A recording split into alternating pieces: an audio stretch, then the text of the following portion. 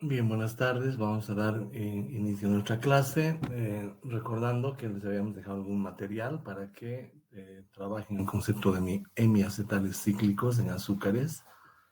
Y por lo tanto vamos a repasar un poco más esa parte. Vamos a terminar con algunas reacciones de aldehídos y cetonas en compuestos aromáticos y vamos a dar una breve introducción a lo que es ya estereoquímica.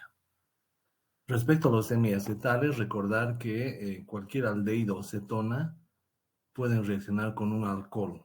¿Sí? En este caso hay un metanol, que es una reacción muy básica, pero que ejemplifica la reacción del alcohol con un aldehído o cetona. Entonces, en este caso, el metanol actúa como un nucleófilo, ya sea una adición nucleofílica al carbono del carbonilo.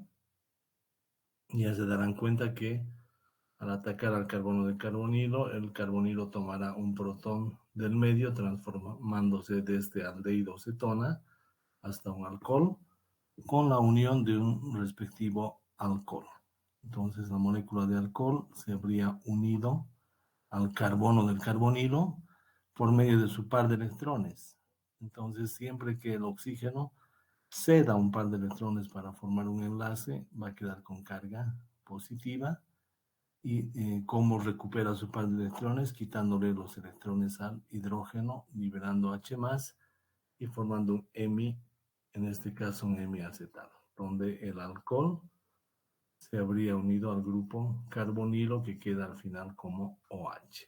Esa es la característica del hemiacetal, para que ya puedan reconocer la misma reacción en ciclos. Entonces, ¿cuál es la característica? Fíjense, aquí hay un oxígeno, carbono y carbono. Es un enlace tipo éter, el hemiacetal. Y la otra característica es la transformación del aldehído cetona del doble enlace oxígeno en OH. Esas son características propias de los hemiacetales o hemicetales. Podemos ver un hemiacetal cíclico. En este caso tengo un grupo aldehído y tengo un grupo alcohol. El alcohol va a atacar al grupo aldehído para formar un hemiacetal cíclico. Para visualizarlo mejor, identifico el carbono 1 como el carbonilo o grupo aldehído y voy contando 1, 2, 3, 4. En carbono 4 tendría un OH. Entonces el OH va a atacar al carbono del carbonilo, produciendo este mismo enlace, es decir, este de acá, donde el oxígeno está unido a carbono y a carbono, una suerte de éter, y el carbonilo se abrirá desde doble enlace hasta OH. Entonces, claramente este es el carbono 1, que corresponde al carbonilo, este será el 2, el 3, y este será el carbono 4 que tenía el alcohol. Entonces esta molécula se vuelca para venir hacia acá y atacar al carbonilo. Lo que quiero de ustedes es que identifiquen en el ciclo cuál es el carbono que correspondía al carbonilo, ese es muy importante, en este caso este, y cuál es el carbono que tenía el alcohol con el cual se ha formado el hemiacetal cíclico, porque esta reacción es básica tanto para aldosas como para cetosas, es decir, azúcares de los carbohidratos, que es un tema que va a trabajar ahora en bioquímica, pero ahora en química orgánica, pero también en su materia de bioquímica. Bien, entonces acá, por favor, identificar bien el carbonilo que se habría transformado a alcohol, desde doble enlace hasta alcohol, identificar el enlace del hemiacetal. Bien, aplicando esos conceptos, acá nosotros vamos a trabajar en una glucosa, que es un aldehído polihidroxilado, que tiene muchos OHs. Característica de los monosacáridos es esa, aldehídos o cetonas polihidroxiladas. En este caso, nosotros podemos ver la glucosa en cadena lineal, que se va a llamar de glucosa. El D lo vamos a entender cuando estudiemos estereoquímica. Y tenemos la glucosa en forma de ciclo. En la naturaleza principalmente se va a encontrar en forma de ciclo, entonces debemos nosotros entender cómo es que logra ciclarse la cadena de la glucosa. Lo primero que hacemos es volcar la molécula, es decir, este carbono lo traigo hasta acá y pongo la molécula horizontal. Y reconozco que este es el carbono del carbonilo y el resto de los átomos de carbono que correspondían a la glucosa. Por el momento nos estamos centrando en el enlace hemiacetal. Luego, ya inmediatamente en el próximo capítulo, se van a ir dando cuenta que las posiciones de cada uno de estos OHs son fundamentales para la estereoquímica, para las biomoléculas y en este caso para la glucosa. Si alguien cambia un solo enlace, es decir, el OH, en lugar de ponerlo acá, lo coloca al otro lado, ya deja de ser esa molécula una glucosa. Y es así de estereoespecífica y estereoselectiva las enzimas y la estereoquímica. Bien. Entonces nosotros decíamos que para que sea un anillo de 6, necesito que el oxígeno del carbono 5, el oxígeno del OH del carbono 5 sea el que ataque al grupo carbonilo para formar un hemiacetal. Entonces voy a acercar a este OH aquí al carbonilo. Para eso lo que se hace es rotar. Voy a rotar para que el OH esté próximo al carbonilo y cuando rote normalmente van a ver que este CH2OH se pone hacia arriba.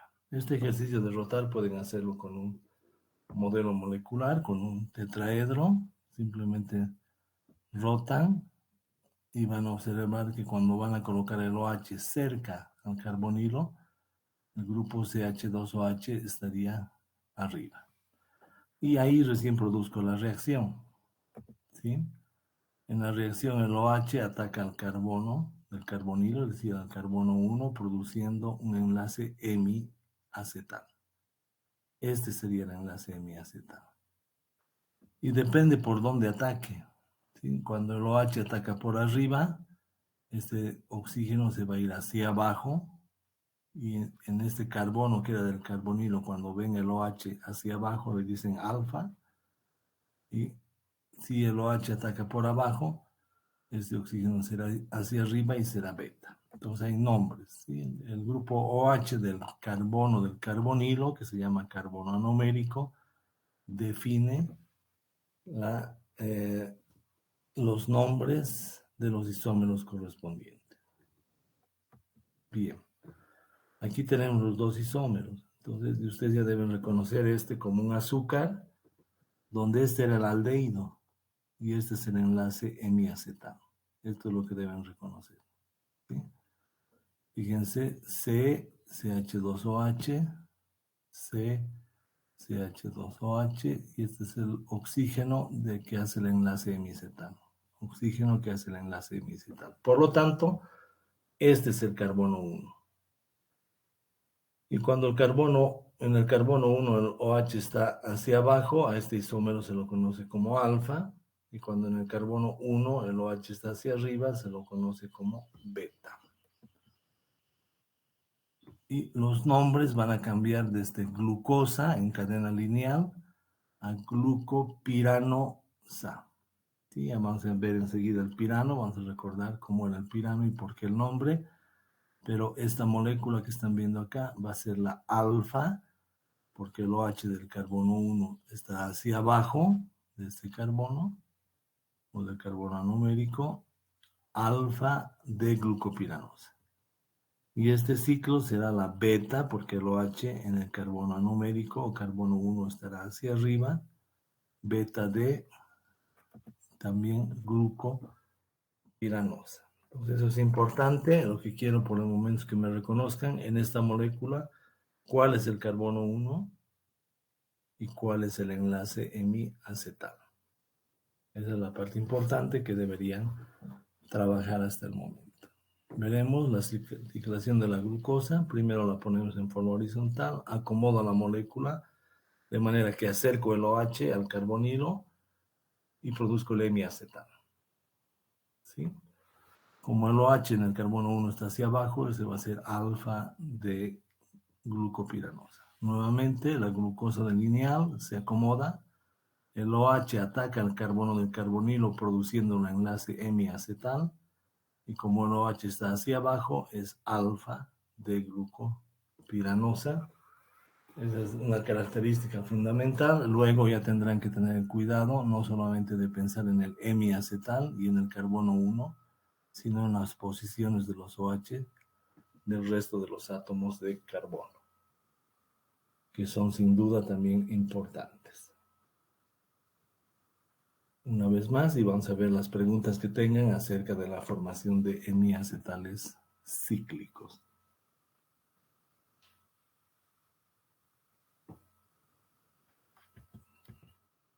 Bien.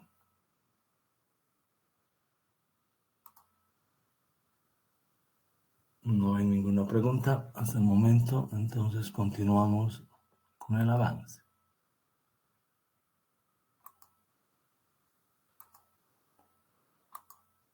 Entonces, como les decía, deben reconocer no solo la glucosa en su forma lineal, como un aldehído polihidroxilado, sino reconocerla en su forma cíclica, donde este alcohol ha atacado al carbonilo. Y acá en el ciclo deberán reconocer el carbono 1, que era el carbono del carbonilo, porque ese carbono define si el OH está hacia arriba en el carbono 1, este será beta. Y cambiamos el nombre de glucosa a glucopiranosa.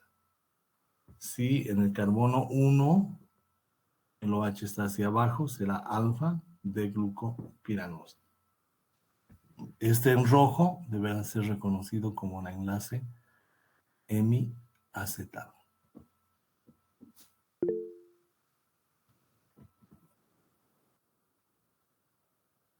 La reacción de hemiacetal no es otra cosa que una adición nucleofílica de un alcohol sobre el grupo carbonilo de aldehído cetona.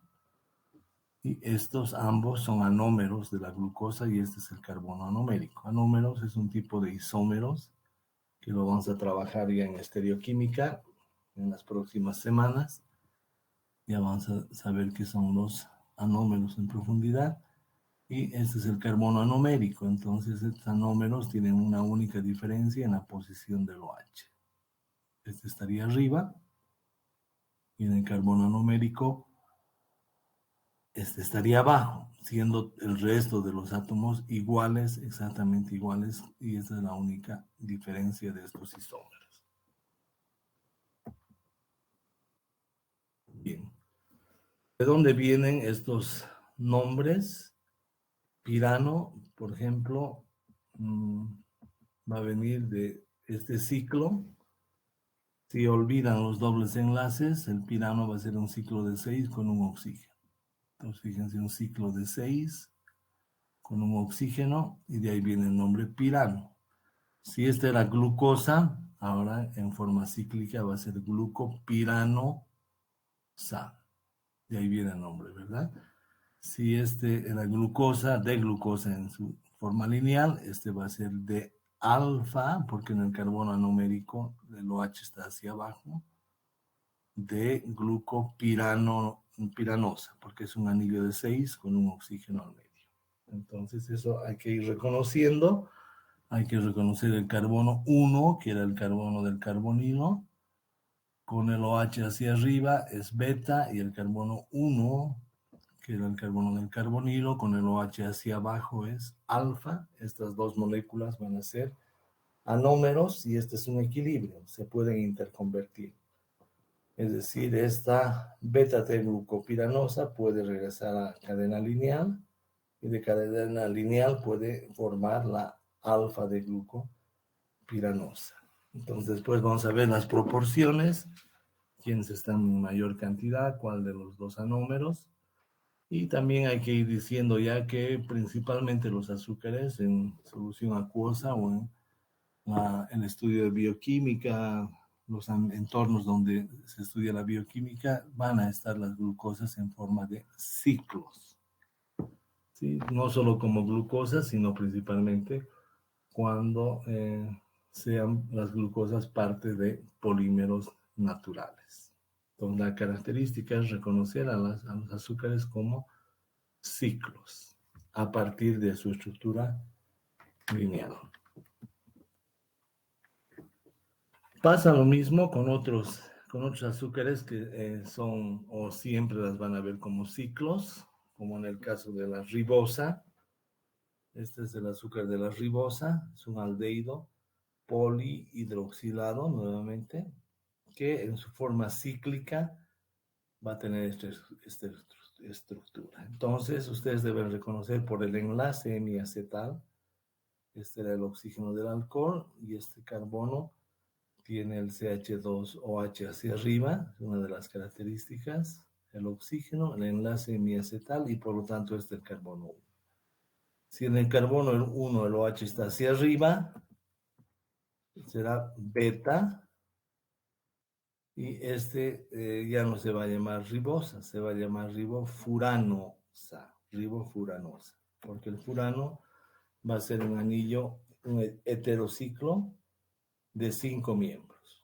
¿Sí? Si olvidamos los dobles enlaces, aquí tenemos un anillo heterocíclico. Heterocíclico significa que tiene otros átomos aparte del carbono. Entonces, anillo heterocíclico de 5 miembros se lo asocian con Urano, y si este heterociclo proviene de la ribosa, entonces va a ser la beta de ribofuranosa. Bien, puede existir su anómero, esta es la beta de ribofuranosa, que es esta molécula de acá, donde ya en nomenclatura de barras no se representan los hidrógenos, solamente los OH y los carbonos, y esta es la alfa de ribofuranosa. Entonces se van a ir dando cuenta que, por ejemplo, es importante reconocer el enlace del hemiacetal y el carbono 1, quien es el que define si la molécula es alfa o si la molécula es beta por la posición del OH. ¿Dónde encuentran? Un ejemplo, el más sencillo es la ribofuranosa en el ARN. Esta ribofuranosa, que en este caso sería la beta ribofuranosa, es la que va a estar presente en el ARN. Y la beta ribofuranosa, pero desoxigenada, es decir, se le ha quitado un oxígeno en el carbono 2. En el carbono 2 se le quita un oxígeno y queda solo con hidrógeno. En el carbono 2 se le quita un oxígeno y queda solo como hidrógeno, y esa se llama desoxi, porque he quitado el oxígeno, ribofuranosa. Entonces este azúcar va a ser, la van a encontrar presente en el ADN, y esta otra azúcar la van a encontrar presente en el ARN. La única diferencia entre ambas es que una ha perdido un oxígeno, de el nombre de desoxi. Entonces eso es importante, vayan reconociendo en estas estructuras nuevamente el carbono 1, el 2, el 3, el 4, el 5, etc. Y van a reconocer que la ribosa es un anillo de 5 átomos de carbono, de mucha importancia en la bioquímica, pero que principalmente la van a encontrar en forma de ciclo, ya sea como parte del ADN, ARN o de otras moléculas que son muy importantes también para el metabolismo en las reacciones de bioquímica. Bien, preguntas hasta acá porque vamos a ver la última parte.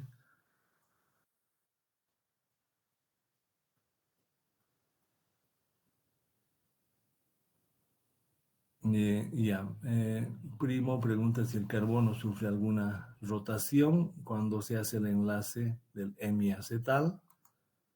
Vamos a observar eso.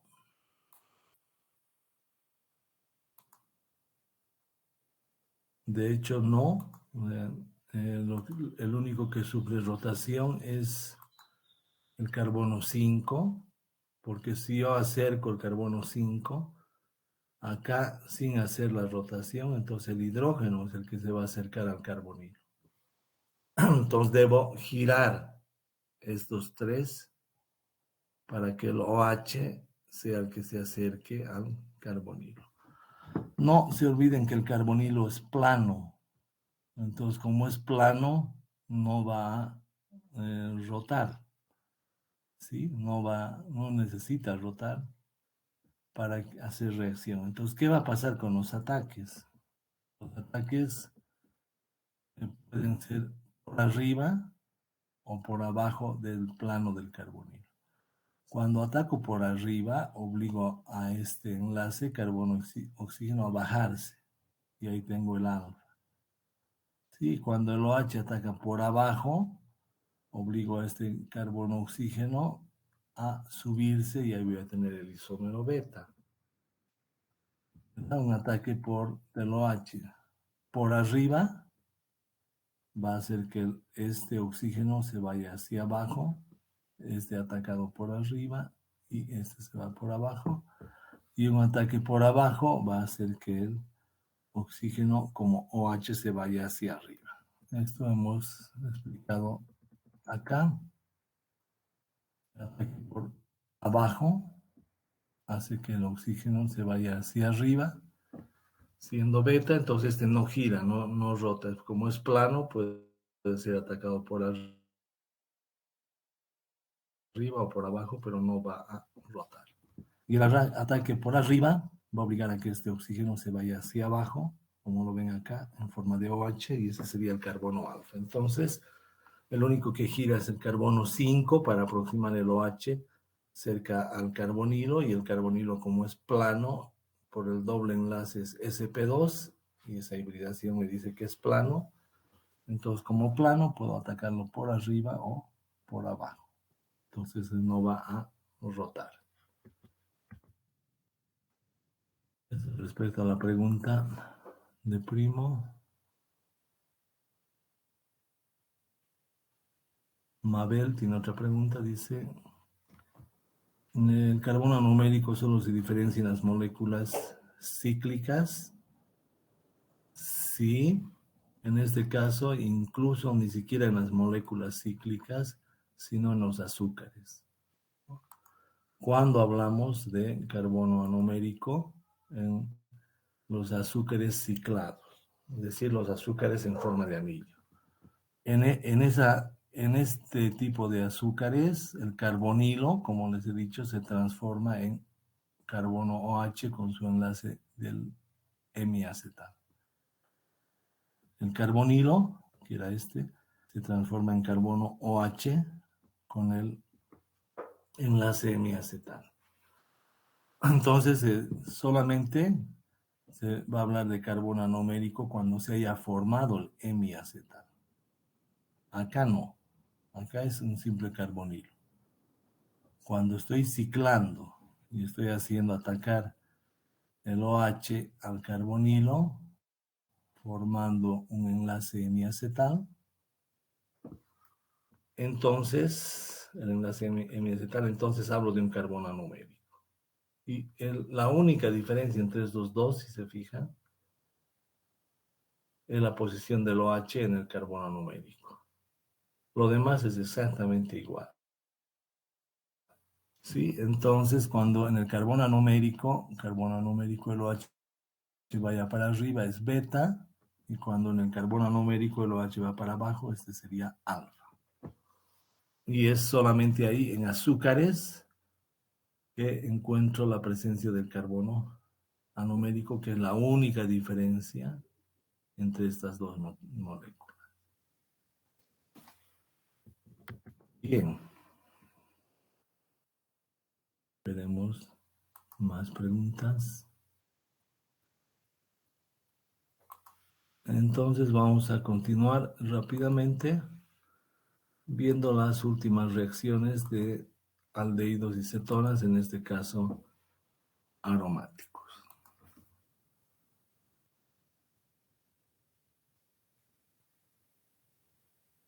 Entonces hay que recordar, al igual que en el estudio de las moléculas eh, que, no, que no tenían anillos, que son las alifáticas, que cualquier nucleófilo puede ser adición nucleofílica al carbono del carbonilo de un aldehído cetona.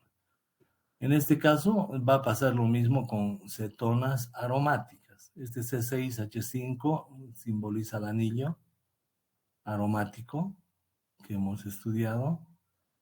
Entonces, cuando este anillo aromático se encuentre con ácido cianhídrico, el nucleófilo, que sería el grupo ciano, va a atacar al carbonilo, haciendo una reacción de adición nucleofílica. Entonces el ciano se une acá al carbonilo y el carbono doble enlace se transforma en OH. Luego, esa reacción prosigue, es muy útil cuando transformo este grupo ciano, este nitrilo, en presencia de agua y medio ácido, lo voy a transformar el CN en COOH. Entonces, eso ya hemos estudiado y solamente cabe decir que va a pasar lo mismo en cetonas aromáticas. ¿Sí? Esta sería era una cetona aromática y ahora voy a tener un alfa hidroxiácido aromático. Entonces pasa lo mismo en compuestos aromáticos. Finalmente hay otro tipo de reacción que también ya hemos estudiado en química orgánica 1 y sería la adición de una amina al carbono del carbonilo catalizada por un medio ácido. Entonces la amina como nucleófilo también se va a unir al carbono del carbonilo. Inicialmente tendría la amina unida y el doble enlace transformado en OH, es el paso inicial, pero al igual que en aldehídos y cetonas alifáticas, esto se reordena hasta una imina. Entonces, fíjense, este es un acetón, un aldehído aromático, este es un anillo, y va a producir exactamente la misma reacción. Recuerden esta molécula, la amina con carga positiva INH2 unida al carbono del carbonilo, que se va a reordenar. Entonces, la primera parte del reordenamiento es que este nitrógeno recupera su par de electrones y pierde un hidrógeno, por lo tanto queda como NH. El hidrógeno, el H más, se va a venir aquí arriba para transformar el OH en OH2O con carga positiva y como un buen grupo saliente. Por lo tanto, cuando el par de electrones de acá haga un doble enlace, este va a salir como agua. Entonces aquí ya tengo una imina. La imina es carbono doble enlace nitrógeno. Sin embargo, el par de electrones ha sido usado para el doble enlace, por lo que el nitrógeno tiene una carga positiva. ¿Y cómo va a recuperar? Le va a quitar al hidrógeno su par de electrones y tengo terminada prácticamente la imina. En este caso, en una molécula aromática. Todos los aldehídos y cetonas al lado de un anillo aromático se van a comportar de la misma forma cuando vayamos a formar iminas. Y esto ya hemos visto, entonces fíjense, es muy sencillo, el nitrógeno se va a unir al carbono del carbonilo formando un doble enlace. Entonces, ¿qué pierde este nitrógeno? Dos hidrógenos, y que con este oxígeno forman agua, y lo uno el nitrógeno acá, y anoto su sustituyente del nitrógeno, que es el CH3. Bien, esto ya hemos visto nuevamente el año pasado y este es el mecanismo general para cualquier tipo de amina, tal que tenemos nosotros una tabla donde vamos a transformar cualquier aldehído o cetona en iminas.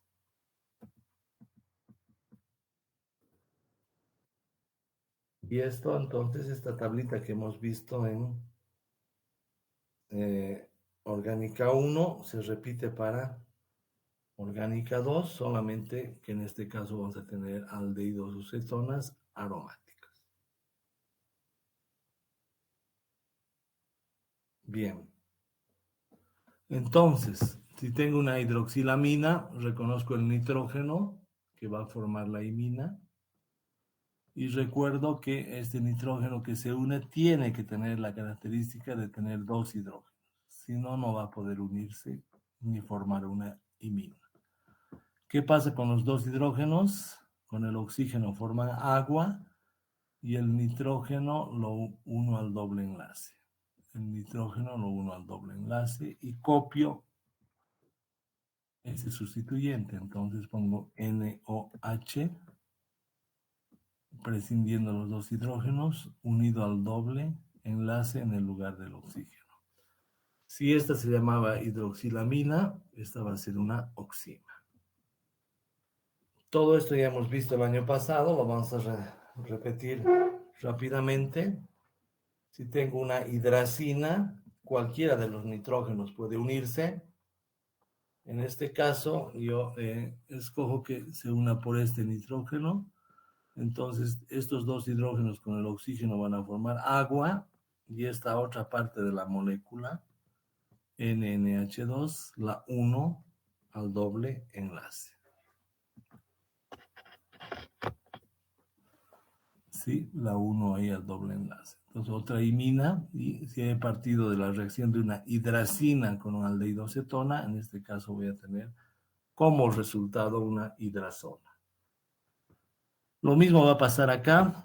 Encuentro un nitrógeno con dos hidrógenos. Este no puede ser porque el par de electrones del nitrógeno está en resonancia con la amida. Este es un grupo amido y este es un grupo amina.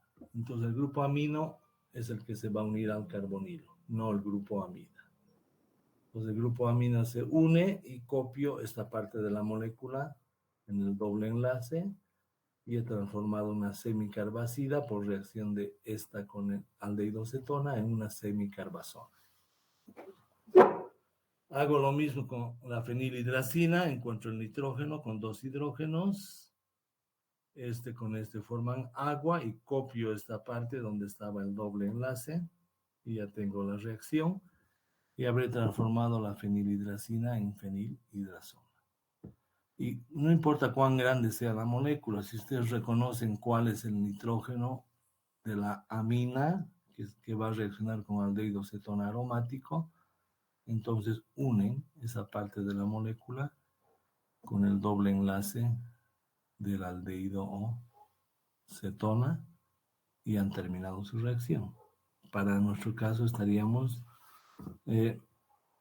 obteniendo una 2,4-dinitrofenilhidrazona a partir de la 2,4-dinitrofenilhidracina con una reacción con algún aldehído o cetona. Entonces estas reacciones ya las hemos estudiado el año pasado y solamente cabe explicarles que va a pasar lo mismo con cetonas o aldehídos aromáticos. Esta es la única diferencia. Estoy usando el anillo acá y estoy mostrando que exactamente nos va a dar la misma reacción con aldehídos o cetonas aromáticos. ¿Preguntas hasta ahí?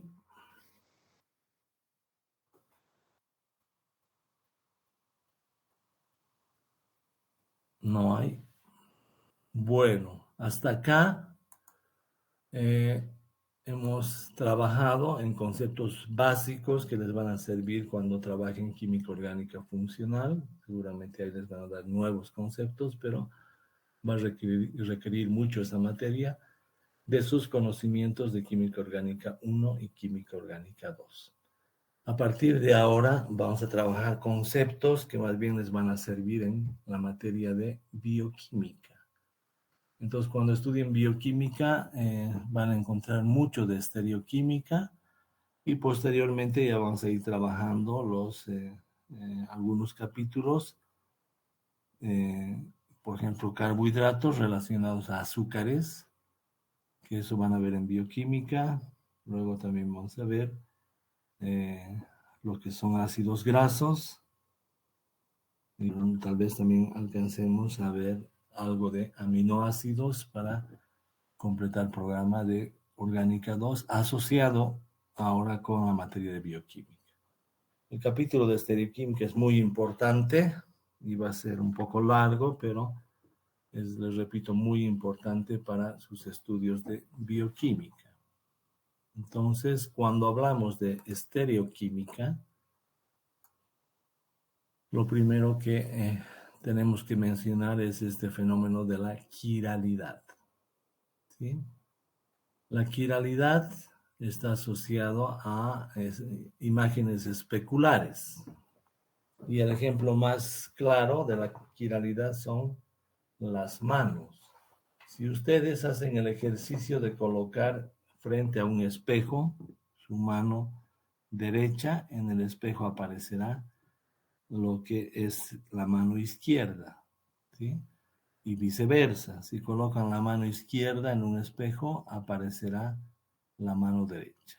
Entonces, aunque ambas manos tengan 5 dedos, sean muy parecidas, cuando tratan de superponerlas con la imagen, ahora traten ustedes de superponer sus manos, cuando hagan ese ejercicio no van a coincidir ninguno de los dedos, ¿sí?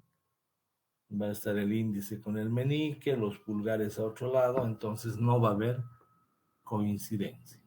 Cuando dos imágenes especulares como las manos, al superponerlas, no coinciden, se trata de dos objetos diferentes. Entonces, si ustedes se quieren cortar la mano derecha y ponerla en la izquierda, no va a servir, no es la misma, es otro objeto la mano derecha diferente al de la mano izquierda, aunque tenga 5 dedos y las mismas características.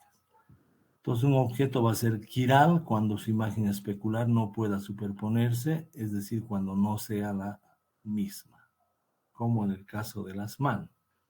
Ese concepto es fundamental para el estudio de estereoquímica y precisamente el nombre de quiralidad viene del origen de la palabra, del origen asociado a la palabra de manos, ¿no?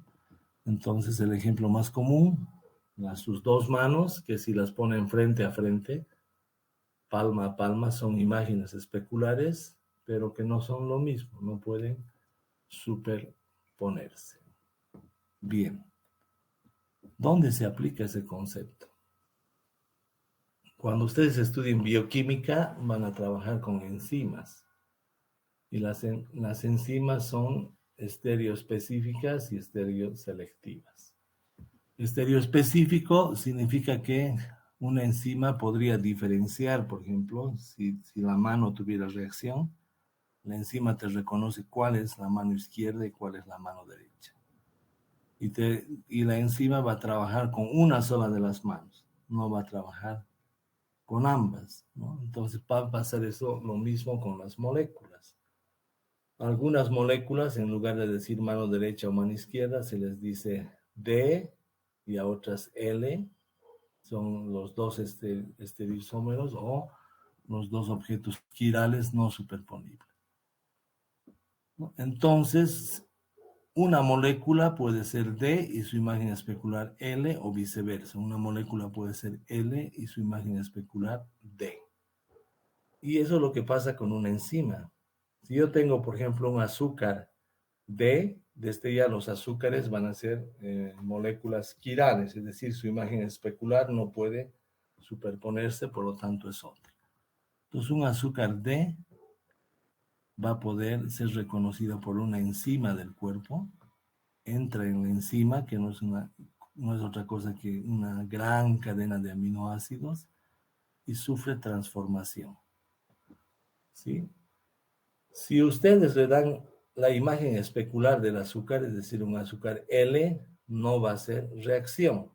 Y eso lo vamos a ver enseguida. Por ejemplo, el cuerpo humano solo reconoce los D azúcares, es decir, una de las imágenes especulares del azúcar. Las L azúcares no las metaboliza, no tiene energía, no pasa nada con esos azúcares y por lo tanto solo va a trabajar con un tipo de molécula. Entonces la enzima va a ser estereoespecífica para un tipo de molécula, sea L o D. En otras palabras, decir, por ejemplo, solo la mano derecha va a entrar esa enzima. Si yo intento poner la mano izquierda en esta enzima, no la reconoce y no se va a producir reacción. Pasa lo mismo con sustratos, y aquí ya vamos a ir mostrando un poco más complejos. Este sería un ácido cítrico. Entonces, si ustedes se dan cuenta, la única diferencia entre esta molécula y esta molécula será la posición del OH y del COOH. Acá el OH está hacia afuera, hacia adelante, y acá el OH está hacia atrás. Acá el COO estaría, como es citrato, es solo COO con carga negativa, entonces estaría hacia atrás, y aquí este estaría hacia adelante. Entonces es la única diferencia. Lo demás, toda esta parte es exactamente igual. Toda esta parte es exactamente igual, y la única diferencia entre estas dos moléculas es que un OH está hacia adelante aquí y aquí hacia atrás, y que el COO está hacia atrás en esta molécula y hacia adelante en esta molécula. Las enzimas van a ser capaces de reconocer, van a reconocer cuando en esta molécula el OH esté hacia adelante, y ahí la transforma. Cuando tú le entregues una molécula que solamente tiene el OH hacia atrás, no hacia adelante, tu enzima no la reconoce y no produce reacción. Entonces, eso va a pasar con los estereoisómeros, es decir, la enzima reconoce un estereoisómero y no el otro, y así de estereoespecífica es la naturaleza.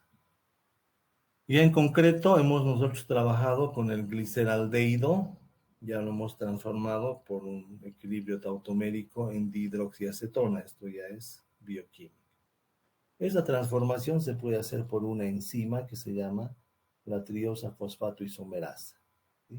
Estas cadenas de acá son cadenas de aminoácidos, de miles de aminoácidos.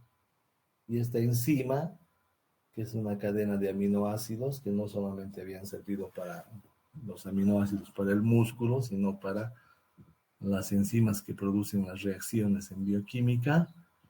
Entonces, esta cadena de aminoácidos es una enzima que podrá transformar el gliceraldehído en dihidroxiacetona. Solamente que este gliceraldehído ya va a estar fosfatado, y la dihidroxiacetona también va a estar fosfatada. Entonces, esa transformación de aldehído a acetona es producida en el cuerpo humano por una enzima. ¿Cuál de los aldehídos va a usar el cuerpo humano? Entonces, nosotros tenemos, y acabamos de decir, que en los azúcares solo utilizan los D-azúcares. El gliceraldehído ya es el azúcar más simple. ¿Sí? Entonces, aquí el gliceraldehído sin fosfato, aquí tenía OH, y en lugar del H le he puesto un grupo fosfato. De ahí el nombre de gliceraldehído 3-fosfato. Esto es bioquímica, ya no es orgánica. Y el otro gliceraldehído sería el L-gliceraldehído 3-fosfato. ¿Cuál es la única diferencia entre estos dos gliceraldehídos? En la posición del OH. En el D, el OH está a la derecha, y en el L, el OH está a la izquierda. Esta enzima es capaz de diferenciar esta molécula de esta.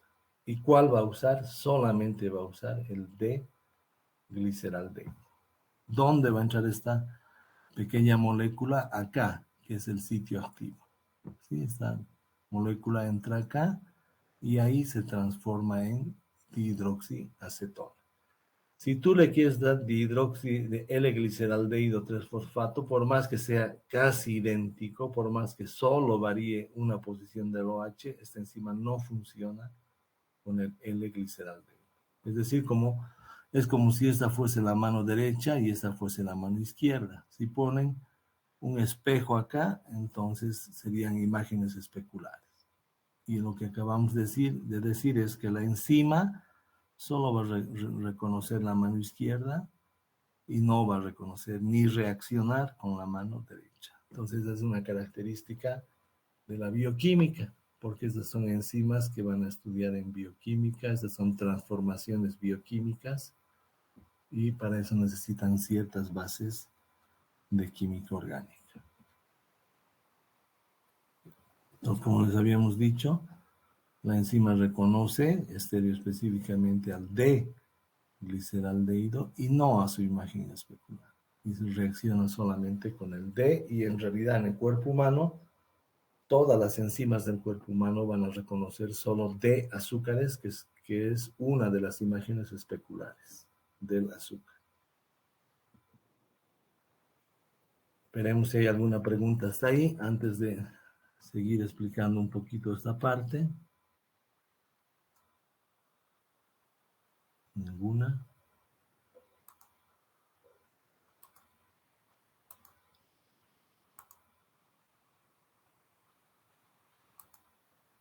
Bien, aquí ya no van a haber tantos mecanismos ni tantas reacciones, pero sí van a haber moléculas gigantes. Eso es lo que ustedes van a estudiar, eso es la bioquímica. Este conglomerado de moléculas no es otra cosa que una enzima, ¿sí? Miles de aminoácidos unidos que forman una enzima, en este caso esta enzima se llamará exoquinasa. Esta enzima, ¿qué es lo que hace? Va a reconocer un tipo de azúcar, la glucosa, y la va a fosfatar. Es decir, en lugar de OH le va a poner fosfato, de manera que esta glucosa 6-fosfato ya está lista para entrar en ciclos metabólicos, para producir energía, etcétera, o para entrar en algún otro tipo de ciclo, pero principalmente para generar energía. Esos ciclos y esas transformaciones las van a estudiar en bioquímica. Entonces, el primer paso para transformar una glucosa que está en sangre es que se fosfate, se transforme de glucosa a glucosa 6-fosfato. ¿Qué glucosa será esta? La D. Ya hemos dicho que va a trabajar en el cuerpo humano con la D-glucosa. Entonces, este es el tamaño de la glucosa. Este es el tamaño de las enzimas de bioquímica. La glucosa entrará aquí y cuando es reconocida, la enzima se cierra y produce la transformación. Luego se abre y libera la molécula ya como glucosa 6-fosfato. Esa enzima tiene la capacidad de reconocer entre la D-glucosa y la L-glucosa. Estas son imágenes especulares. Si ponen acá un espejo, entonces este aparece en el espejo como OH, este como H, este como OH y este como OH. Entonces la D-glucosa será imagen especular de la L-glucosa. La enzima solo va a reconocer a la D-glucosa. Por supuesto, estas glucosas, ya para expresarlas de esta forma y para que entren a la enzima, estarán en su forma cíclica. ¿Sí? Una será D, el isómero D, y otra será el isómero L.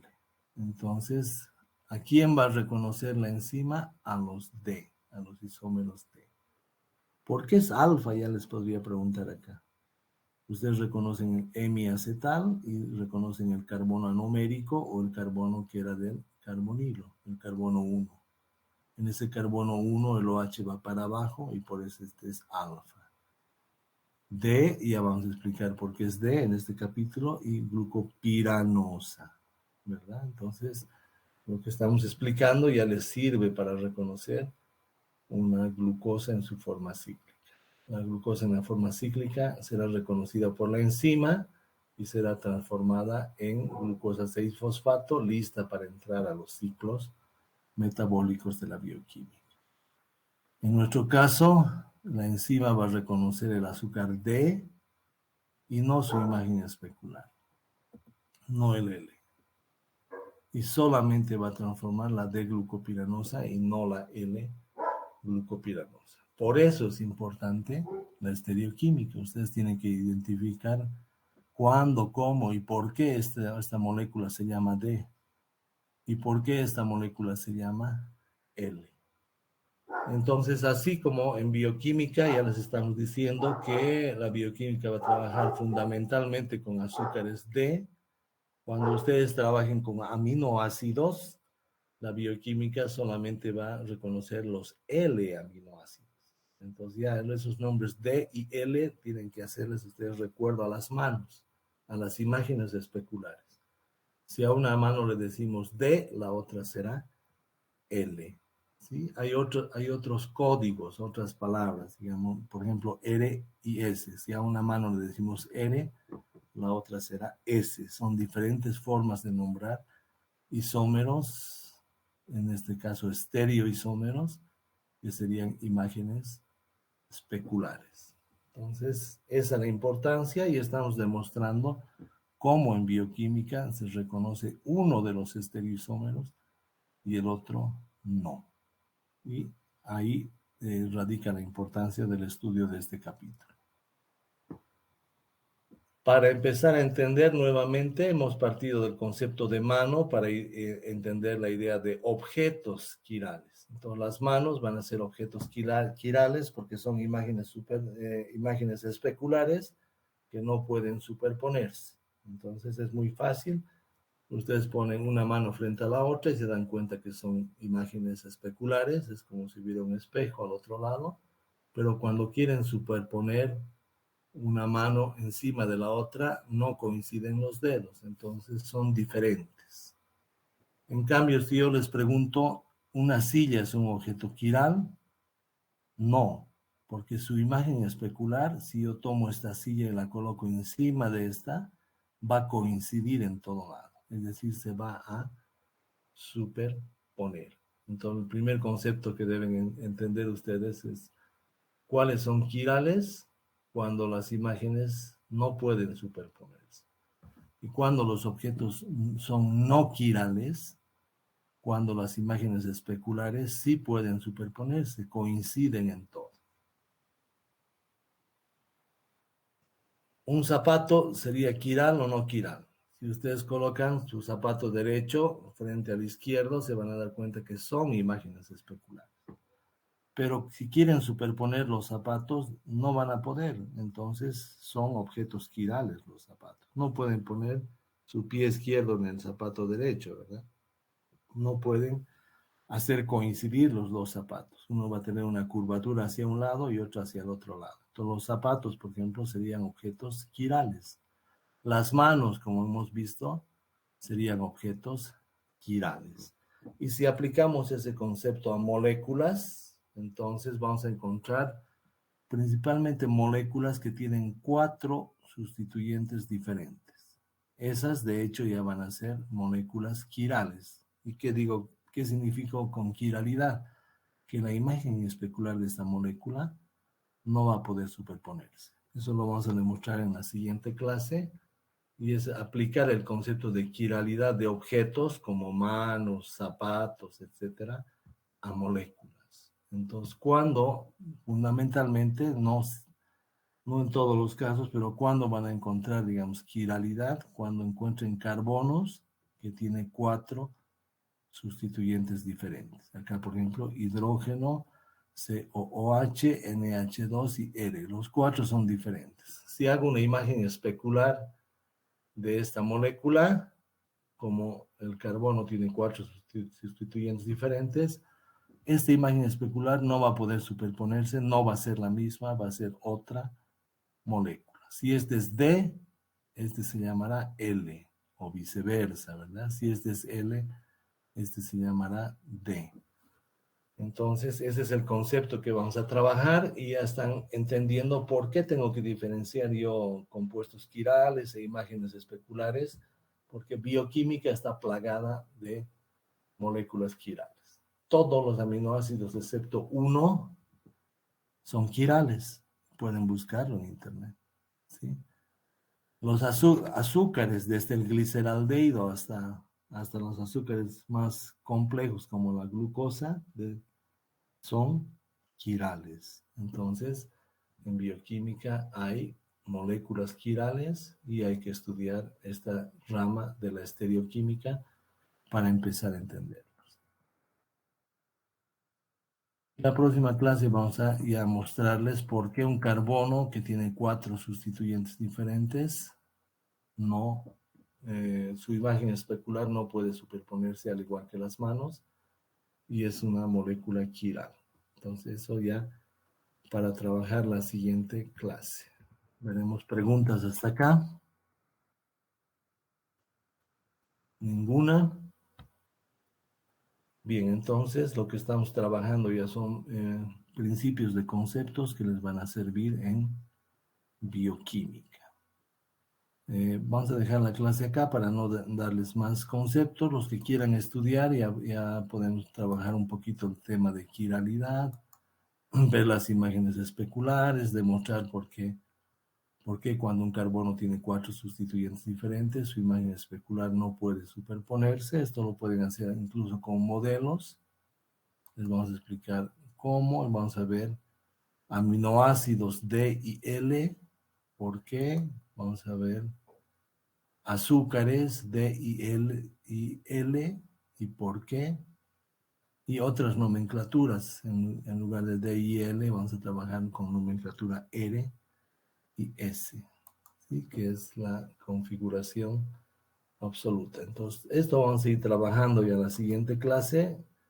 Los que quieran estar estudiando pueden hacer la configuración absoluta o RS de moléculas quirales según las reglas de Canning-Orper-Log. Y esto es una de las cosas que vamos a ir trabajando inicialmente. Y ya luego vamos a entrar seguramente en materia de azúcares y aminoácidos para explicar el concepto de D y L. Entonces eso es lo que vamos a ir trabajando en las siguientes clases, ya empezando el tema de estereoquímica para luego entrar a azúcares como parte de los carbohidratos y otras moléculas que son parte de la bioquímica. Bien, les agradezco la presencia y las preguntas y nos estaríamos encontrando la siguiente semana. Gracias y hasta luego.